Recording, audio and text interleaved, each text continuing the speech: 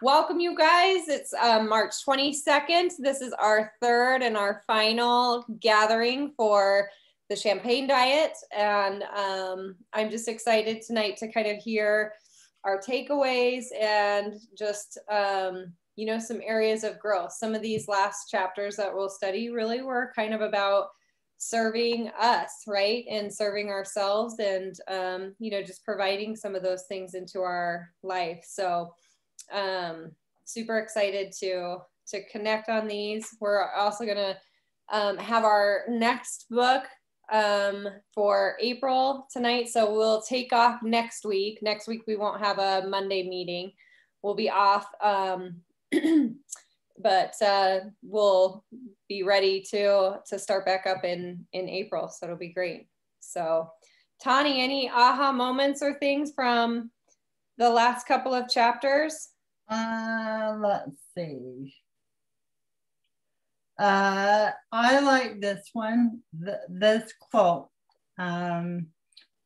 Treat yourself like a gorgeous, worthy woman who deserve to eat real, healthy, delicious foods.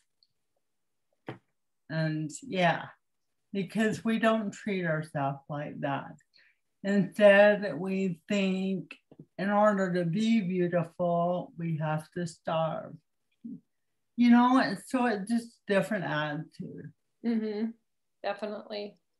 Good. And I think that like goes back to like starting with that identity piece, right? Mm-hmm. That who, you know, shaping like, you know, not only recognizing who we are right now and our goodness, right? That our goodness doesn't have to depend on our weight or how we look, right? Or, you know, where we want to be. Like we have that goodness in us now, and there's so many great qualities about us that we can recognize. And then as we recognize the growth in those areas that we want to grow to, and like we start focusing on, you know, acting like those people, you know, those women that we want to become, right? Those gorgeous, beautiful women on the inside and the outside, like it helps us to then treat ourselves that way, right? So it's really not, I love the focus in this book. I totally agree. It's, you know, so much about not focusing on, well, when I achieve this, then I'll be. It's, I am this, so I do this because I treat my body, you know, with respect, or I treat it, you know, I feed it good food and gorgeous food, and I give myself high energy, right? Like all of those things that we give ourselves, because we already are those people, right? They're just waiting for us to come out into, to find ourselves, you know, within that too. So I think that that's really, really awesome, really important too. So, and I told you, like, so in chapter 8, that was kind of an aha moment, you know, when I read this the first time, and it's kind of an aha moment again for me, you know, to stop waiting to gift ourselves the things that make us feel good, you know, because we're waiting on the wait, so to speak, right? We can still be happiest. We can create and give ourselves happiness, you know, without that. So I love the quote. I have my little one, so I don't know what page in the book it actually is, but she says, so stop waiting to buy clothes until you lose the weight. Buy them now. Wear what feels good. Put on makeup every day, at least a little, at the very least, a little blush and lip gloss. Do your hair, shower with luxurious bath gels, cook a gorgeous dinner in a pretty ruffled apron, buy fresh flowers, wear sexy underwear, smile at the UPS guy. The more glamour and appeal we can add to our lives, the more feminine we will feel. So there was a lot of good examples there of things, you know, just to treat ourselves well and to, you know, help to even, you know, enhance our environment with beauty, right? Like with fresh flowers or some of those things that make us feel good. Like I don't know about you, Tani, but I love fresh flowers. It does make me feel good to, you know, because it's kind of like a splurge, right? You know, it's not something that's ever really necessary, but it's something that helps us to feel good, and, you know, that we treated ourselves well. So I think that that's really awesome. I really love that. So I think it's fun. It's fun to be a girl, right? And to have some of these girly things and do some of these girly things for ourselves. So we should do that. I think that's awesome. So chapter 9 was about movement, right? As we kind of move into having exercise and moving our bodies. So Tani, like you are a great example. Like this is something that's already been really impactful in your life, right? To have movement. Like tell me like how it makes you feel and why you love that movement so much. I have cerebral palsy, and so I think the fact that I can do it is just motivates me to do more, because that's something that I can do. I've always wanted to be a dancer or play sports, and I never was able to due to my disability. But this is something that I could do for myself and succeed at it, I found. And so it just gives me a boost of confidence, and I love to watch myself get better and stronger. And it's really helping with my balance, because I have awful balance. And I just noticed that it's really helping in everyday things that I do that you wouldn't expect it to help with. But exercise helps you so much in everything that you do. And you don't realize it till, and you're like, oh, okay, I can do this because I do that, Yeah. So it's a great feeling. I think that's awesome. So like what's your favorite type of movements? How do you, what do you enjoy the most? I love cardio. I do. I love to sweat. I love to feel like I'm gonna die. And I like to get my heart racing way up there. Mm-hmm. And then not for a long time, but for enough for that I feel like, oh my gosh, I cannot believe that I'm doing this still. You know what I mean? Yeah. You feel almost like you're gonna either throw up or pass out. I love that, just to know that I can do that, Yeah. So, yeah, it feels like really powerful, like to see what we're capable of, right? Right. So I think that's awesome. And go ahead. Oh, I love the way she's compared the car thing, how we only will use certain gas in our cars because it runs better. Mm-hmm. And I'm, for one, there's the gas stations that I will not go to because of the quality of gas, and I don't want it to hurt my car. And she used it, well, then why don't you treat your body the same way? We want it to run and do things that we want to do. So why don't we feed it the necessary stuff that it needs in order to do all the stuff that we want it to do? Yeah. And I really like that. Yep. That's a really great way to look at it. So I remember this was, years ago, but I was listening to a podcast. I think it was Chalene Johnson, but she was talking about helping people find exercise, right? Helping them find ways to move that they enjoyed. And, one thing she said was, think back to when you were a kid, what did you enjoy doing as a kid, because a lot of times as adults, we kind of let that go, and sometimes going back to that can help us, to find those things that we really love and enjoy, right? Like if you love to play basketball, why couldn't you go back and play basketball again? Right. Or if you loved running around, why not, pick that up, so while we can find find ourselves in things that we enjoy as adults, you know, for some of those people who just really don't find exercise appealing, and it's, you know, hard to be motivated to do that. I thought that was really great advice is, you know, what did you enjoy doing as a kid? Like, just go have fun. That's what movement is all about. You know, it shouldn't be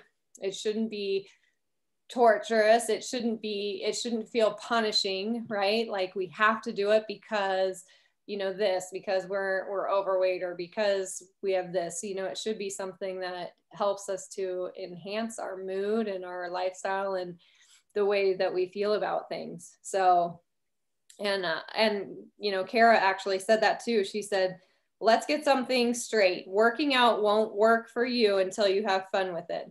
Yeah.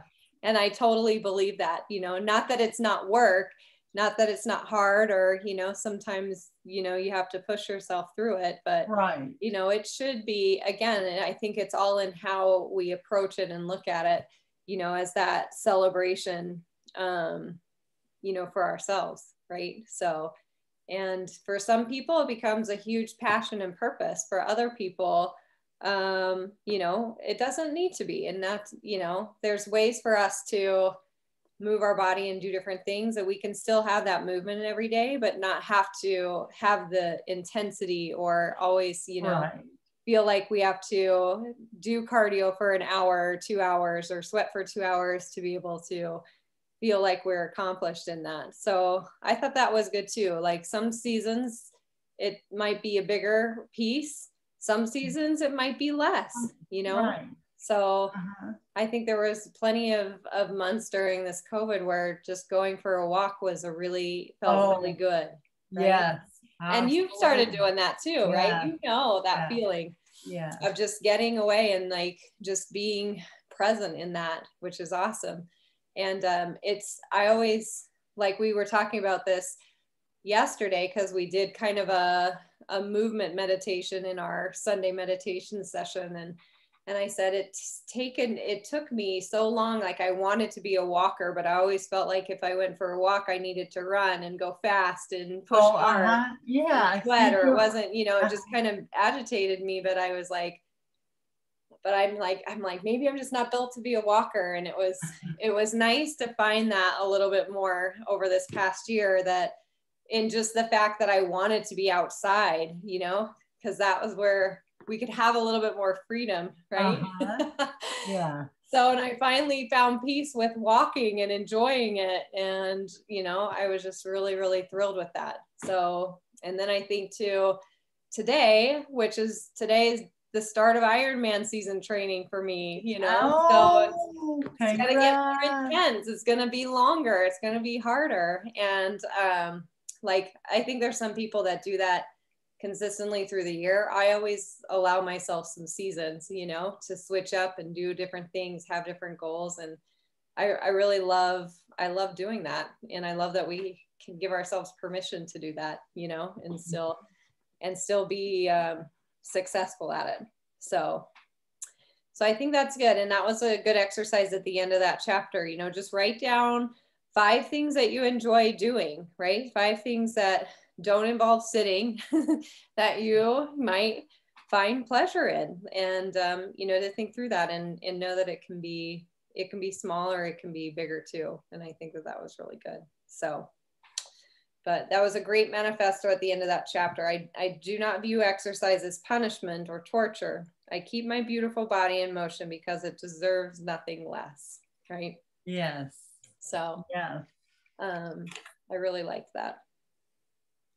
So as we kind of wrapped up with that, like, what do you think, Tani? Like, what are some things from the champagne diet that you maybe have already embraced over the last couple of weeks into your life, or you think are most important to do for you?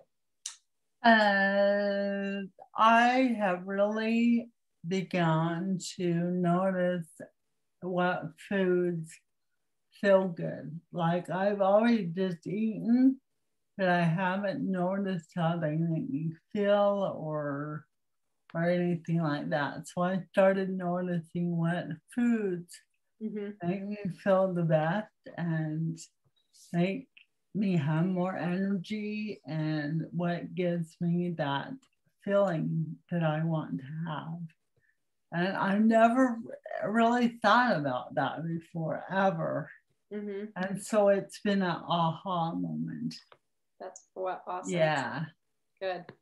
Yeah, it's wonderful it's freeing really to feel like that about food, right? Like what makes me feel good, and to like look forward to those foods, and just, you know, look at how beautiful they are and how much variety we can have, and, you know, doing all of that too. So I think that's awesome.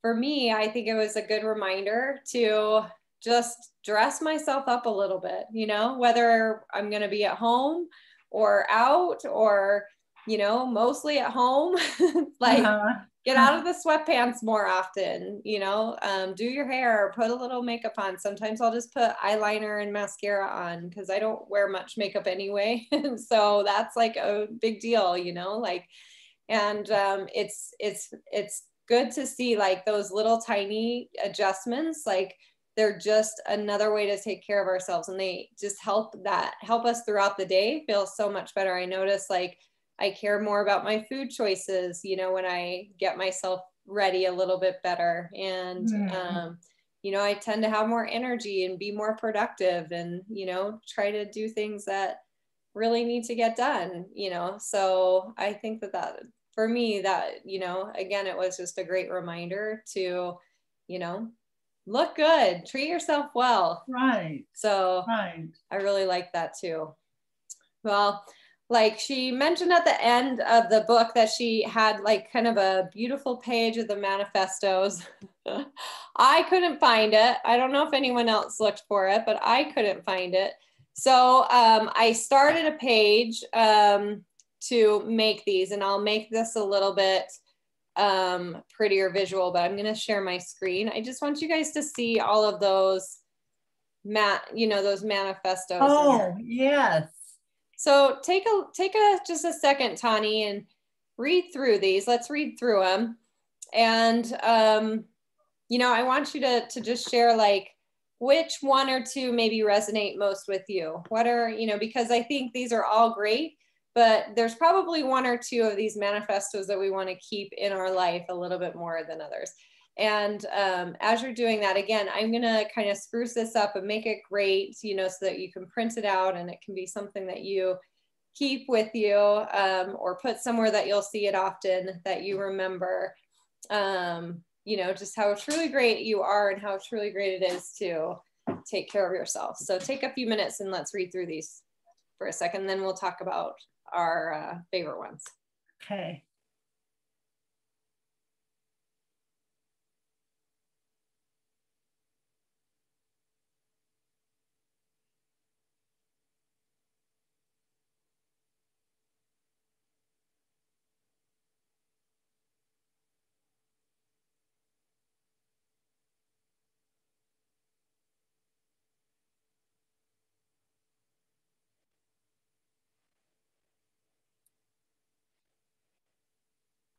Looks like I have this one on here twice, so let me take that one out. Actually, I'll probably take it out from here. Whoops.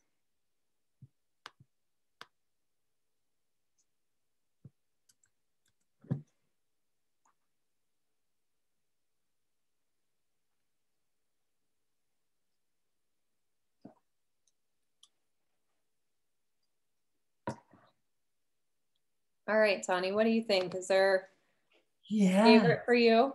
Yes. And I've been thinking a lot about this all week. I love and I appreciate my body for all the amazing things it does for me. And I thought about that all this week because of her exercise in the book that she had us do. And yeah, it just got me thinking, yeah, I am appreciative of what my body can do. Yeah, that's awesome. So why do I treat it so bad? You know? Yeah. or just that appreciation to say, I'm gonna recognize that, I'm gonna recognize those things more often. I think that's what this is all about, right? Mm-hmm. Not to tell ourselves, well, we should have been doing better all along, but to realize there's great things and we can start recognizing them. And again, acting in that identity, to have those things. I think that that's great. Did she share in this book, like about the heart, about thinking about the heart and all the things we can do? That wasn't in this book, was it? No, I don't. So I was listening to like a podcast or a different book or something and they just told us, like, focus on your heart for a minute, right? And as they talked about focusing on our heart, like, think of that blood like going to every part of your body, and it's carrying oxygen to this, and it's helping your legs be able to move. And when you exercise, it's allowing you to have more energy and what it needs. And he probably talked for a good 2 to 4 minutes about just how our heart allows us to move, is just such a gift. And like, I have this health journal, and sometimes it was always like, it was hard, like, cause ask the question in here, one thing I appreciate about my strong body today is, and sometimes I'm like, gosh, it's so hard to think of something. And I'm like, gosh, there's so much, if you just think about it as like, how it's all working together, and, that brain connection, what our heart's doing, what our lungs are actually doing, like what a miracle it is that it all works together and allows us to function and survive, and that it always knows what we need, right? It always knows what we need. And I love that. So I think that's a really great manifesto. That one's really great, Tani. I love that. So a couple that I really love, and even just the first part of this first manifesto, I truly believe I am worthy of an amazing life, right? I think that's such a gift to start thinking about ourselves in that terms, that who we are is deserving of an amazing life, right? Like, the weight doesn't define what I'm capable of or what I deserve, how all the decisions we make, don't matter. They're just data, right? They're just there to help guide us. So that one is definitely one of my favorites that I really, really like. And then I think I create nourishing rituals to restore balance and wellness, in my life. I like that too. Cause I think I'm working on that. I kind of feel like I'm there and trying to do some things, and just really, instead of kind of ride that emotion and the circumstances of what life is going on, just let those good times happen and relish in those. Let those bad times or bad feelings or bad moments just kind of be, and just nourish ourselves through that as well. And know that we're okay through any of that. So I really like that. So I'll put these together in a little bit better document so that they're fun and nice. And I hope that you guys love these manifestos and take those and keep living through this in our lives, to help guide us with that too. So any final thoughts, Tani, or questions or other things you want to discuss? No, I'm doing an exercise right now where I have to look in the mirror every morning and tell myself I love you, and smile. Do it with a smile. And I've been doing this with my sisters, who are also doing it with me. And it's interesting how you start feeling like, yeah, I do love myself. At first it was silly and you felt dumb and stupid. But I think, yeah, we need to, like, one of the mottos was, treat yourself as kind as you would treat another person. Yep. And it is true. We need to do that. Absolutely. I love that. What a great exercise. And you're right. Like, we feel awkward at first, but then we really start to see ourselves, who we are, our potential, and where we come from. I love that. That's awesome. Good. It was a shorter book, but what powerful messages, you know, that we have to take away from this. So I'm so glad that we did this and had this through this month. So, and next month we will be reading Finish by John Acuff. Oh, okay. So I am excited. So this is the book is Finish, Give Yourself the Gift of Done. And this is such a fun book. He is so funny and just anecdotal and just has some great ways and just things that we can do. So instead of just starting and giving up, that we actually finish what we want to get started. So I think that's going to be some really, really great lessons and takeaways from this. And I'm excited for us to read it together. And I think I'll even find a few videos from John to post in our group through the week because he's awesome. So I think everybody will really, really love him. Okay, awesome. Good. Awesome, Tani. Okay, well, have a good night. All right, you too. Keep living your great life, my friend. Okay, same with you. Good luck. Thank you. Training. Thank you so much. Yeah, okay. I'll need that sometimes. See ya. Day one's not as hard as day 100. No, certainly not. So it'll be great. Awesome, Tani. Have a good night. We'll talk to you soon. Okay. Bye.